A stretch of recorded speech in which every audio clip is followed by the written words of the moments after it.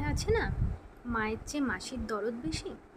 মাসি ওয়ার্ডটাকে এখানে দিয়ে আমার মনে হয় শুধুই মাসিদের এত বদনাম করা হয়েছে। মানে অনেক দিন থেকে চলে আসছে তো কথাটা, ওই জন্য মানুষ ওইভাবেই চালাচ্ছে। কিন্তু ভালোভাবে ভেবে দেখতে গেলে বেশিরভাগ মানুষেরই, আমি শুধু আমার নিজের কথা বলছি না, এত যে বয়স হলো, বন্ধু বান্ধব আত্মীয় স্বজন প্লাস এই যে আমরা শর্টসগুলো বা রিলসগুলো দেখছি, এখান থেকে যে এত মানুষের এক্সপিরিয়েন্স এখানে শেয়ার হয় সেগুলো শুনছি, সেখান থেকে যা বুঝতে পারলাম প্লাস নিজের অভিজ্ঞতা থেকে, মাসির চেয়ে বেশি দরদ নেওয়ার লোকজনও কিন্তু আছে।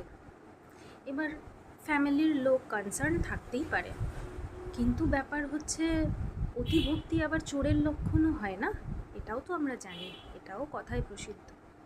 অতিভক্তি কিন্তু আবার চোরের লক্ষণ।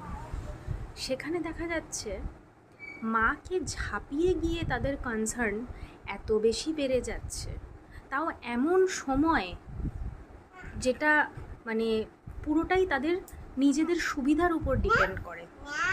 তো তাদের জন্য আমার একটা রিকোয়েস্ট যে এমন কনসার্ন আপনারা কাইন্ডলি দেখাবেন না, ছেড়ে দিন।